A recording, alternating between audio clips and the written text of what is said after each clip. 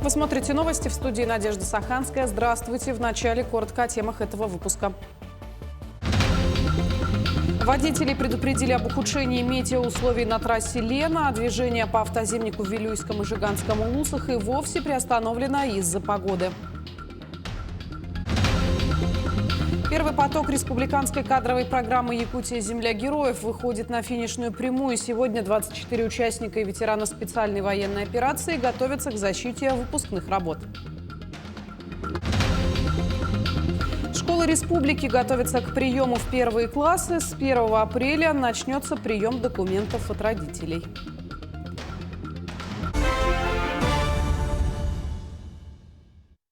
Водители предупреждают об ухудшении метеоусловий на трассе Лена. По всему маршруту идет снег, порывы ветра достигают 15 метров в секунду. В Упордор Лена напоминают о соблюдении скоростного режима и безопасной дистанции между автомобилями.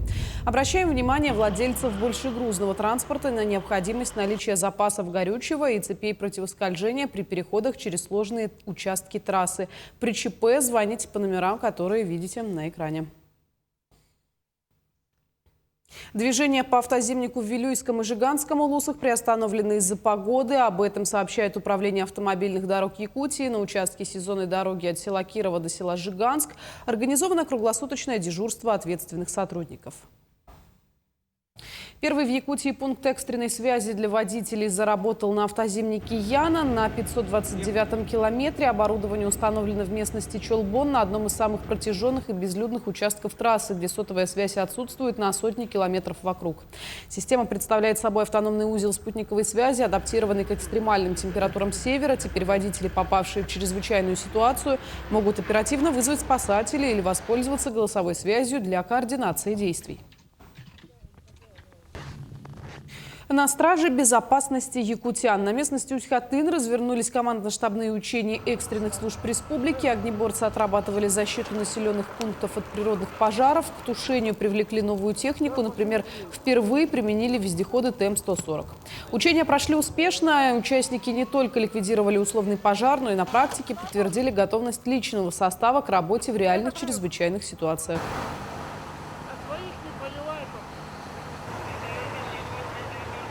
Главный результат достигнут.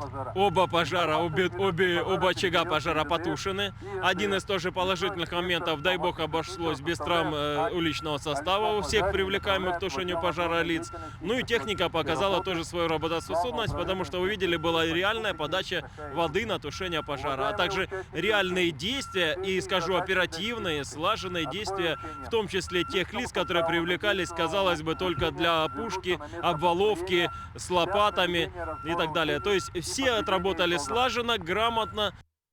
Первый поток республиканской кадровой программы «Якутия. Земля героев» выходит на финишную прямую. Сегодня 24 участника, ветераны специальной военной операции, готовятся к защите выпускных работ.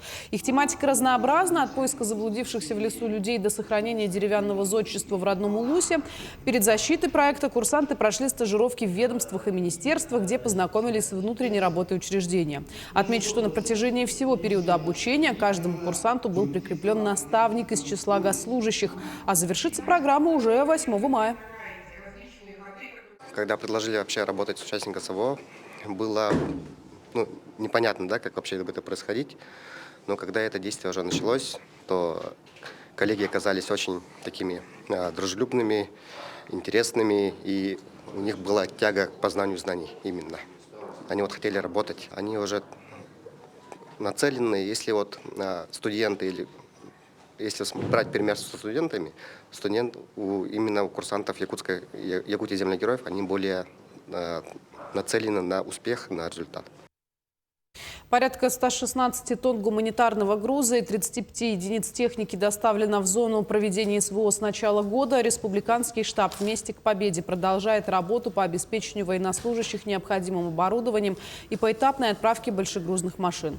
На этой неделе отправлено 3 единицы техники с гуманитарным грузом около 3,5 тонн. Сегодня планируется выезд грузовика с 3 техническими средствами и порядка 8 тонн поддержки из Алдана в Курскую область. Завтра будет выезд автомобиля, который доставит еще 3 единицы оборудования. Обеспечение логистики курирует региональный штаб «Вместе к победе» и Северо-Восточный фонд помощи и поддержки Донбасса при содействии службы спасения Якутии. В зону специальной военной операции при содействии авиакомпании «Якутия» полярные авиалинии направляются делегации муниципальных образований и профильных министерств. В феврале выезжали делегации 4 муниципальных образований. Это Сунтарский, Авино-Бутантайский, Горный, Чурапчинский районы.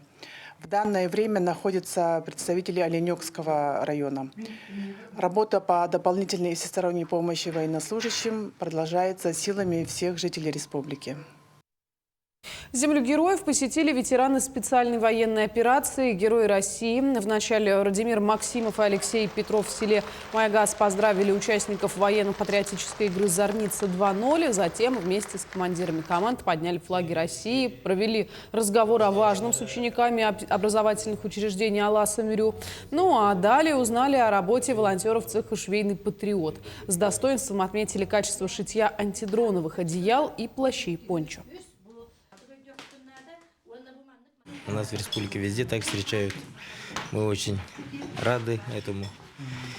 Ну, для нас это честь, как говорится. Ну, это благодарность, да, ихней, да. Вот. И нас это сильно трогает в такие моменты. Когда дети там встречают так аплодисментами, это уже больше стоит. Ради этого можно было рисковать? Ну, конечно, ради этого рисковать, идти напролом, да, как говорится. Через несколько дней из Верхневилюйского Улуса повезут гуманитарную помощь в места спецоперации. Посылки собирают во всех наслегах и организациях. Работа идет быстро и слаженно. Большой вклад вносит волонтерский швейный цех «Дойдум ТНА». Около 20 женщин приходят шить разную тактическую одежду, палатки и все, что нужно бойцам. Иногда приходят специальные заказы. Например, сейчас заканчивают шить укрытие для пушки 4,5 метра на 7 метров. Это довольно большая многослойная конструкция. Она предназначена для скрытия от тепловизоров. Это покрытие у нас мембрана олова Канада. Внутренняя сторона у него покрыта пленкой из резины. Поэтому она ветронепродуваемая, влагу не пропускает. Внутри вот такой материал. Это техническое название фольма, а по-простому у нас в быту называется парча диско. В Амге состоялась торжественная передача копии исторического знамени Якутской национальной военной школы юноармейскому отряду имени Валерия Быковского Амгинского лицея.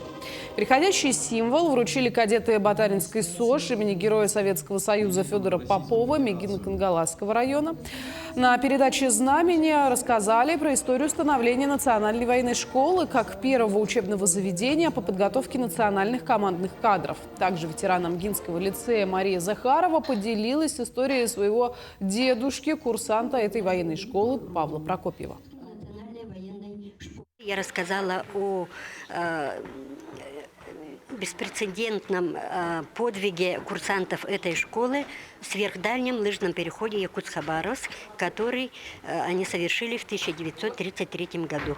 Вот эта команда лыжников, 6 человек. Среди них мой дед Прокопьев Павел Никитич и еще один амгинец Рогожин Николай Гаврилович. Это в настоящее время, конечно, совершаются лыжные переходы, но их продолжительность максимум 100 километров, а они прошли 2045 километров в очень сложных условиях в те времена, когда не было ни связей, ни дорог, ни автомобилей. В этом году 10 школ Горного Улуса заранее готовятся к приему в первые классы 260 детей в новом учебном году. Управление образования Горного Улуса предпринимает необходимые меры для того, чтобы процесс подачи документов в первый класс был удобным и понятным. С 1 апреля начнется прием документов от родителей детей, проживающих на закрепленной за школами территории. В этом году, как и прежде, документы можно будет подать в электронном виде через портал госуслуг. Этот современный и удобный способ призван исключить очереди. Тем не менее, понимая, что не у всех родителей есть возможность или навыки работы с компьютером, в каждой школе назначены ответственные сотрудники для оказания помощи. Но мы предполагаем, что к началу учебного года, возможно, будут изменения. Мы надеемся на увеличение, будут миграции с других районов. с других слегов, может, какие-то перемещения будут. Но мы надеемся, что особых сокращений не будет. В селе Кобяй стартовала 16-я республиканская научно-методическая конференция «Эссе Халанхо в Кобяйском улусе. Хранители традиций, озерная культура, творческие индустрии». Более 1000 участников из 19 улусов в течение 2 дней обмениваются опытом сохранения традиционного сказительства. В рамках конференции запланированы не только пленарные секционные заседания, но и насыщенная культурно-познавательная программа.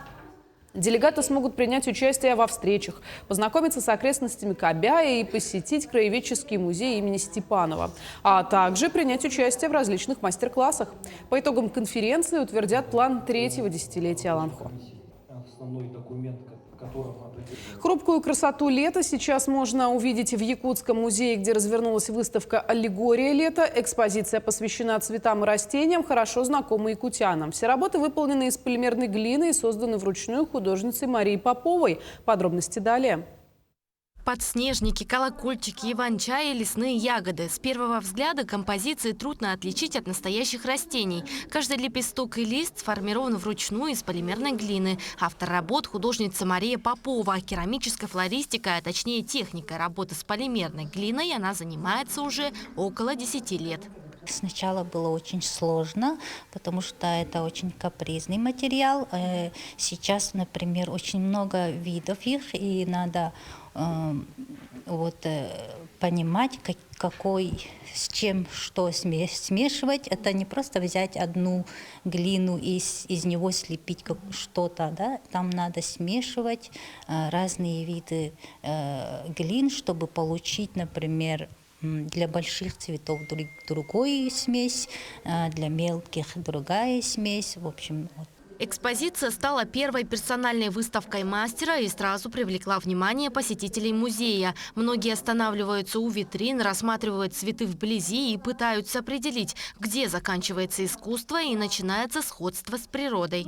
Мне очень понравился цветок сардана. И вообще вот эти полевые цветы тоже такие натуральные. Больше ничего не скажешь. Только счастья ей желаем, чтобы она вдохновлялась и шла еще семимильными шагами в своей творчестве. По словам специалиста, выставка поможет познакомить зрителей с редким направлением декоративного искусства. Керамическая флористика требует не только художественного вкуса, но и точного знания строения растений. Это великолепное, утонченное искусство. Оно возникло совсем молодое. Оно возникло в конце 20 века в Японии. Но потом вот эти вот такие удивительные работы так понравились людям, что оно уже распространилось по всему миру. А наша Мария Попова взяла за изготовление наших луговых трав, луговых цветков. Она первая художник, которая занялась в Якутии этим делом, этим искусством. В дальнейшем мастерица начнет работать над созданием ирисов и бабочек для своих композиций, в частности над махаоном. А пока увидеть воочию атмосферу короткого, но насыщенного лета можно будет до конца марта. Даяна Федорова, Лесарь Мятников, Якутск. В Чурапчинском улусе стартовал чемпионат республики по волейболу среди мужских команд первой лиги. Здесь в течение 5 дней пройдут соревнования по 4 группам. Всего участвует 16 команд. Среди них будут отыграны 6 путевок на право участия в играх народов республики, которые пройдут летом 2027 года в городе Нюрба. Отмечу, что в Якутии самым активным видом спорта, волейболом, занимается более 30 тысяч человек. В Чурапчу на чемпионат приехали всего 164 участника. Финальные игры пройдут в воскресенье, 15 марта. В итоге здесь из 18 команд первоначально заявленных собралось 16 команд. Они разделены на 4 группы. Завтра же будут четвертьфинальные игры, в субботу полуфинальные, в воскресенье финальные. Мы должны определить все места, которые дадут эти команды за счет своих муниципальных образований. С 1 по 16 место определяем на этих соревнованиях. Играют до воскресенья для того, чтобы определить все места. Это были все новости к этому часу. Ну а далее смотрите прямой эфир отчета правительства о проделанной работе за 2025 год. Увидимся в итоговом выпуске новостей.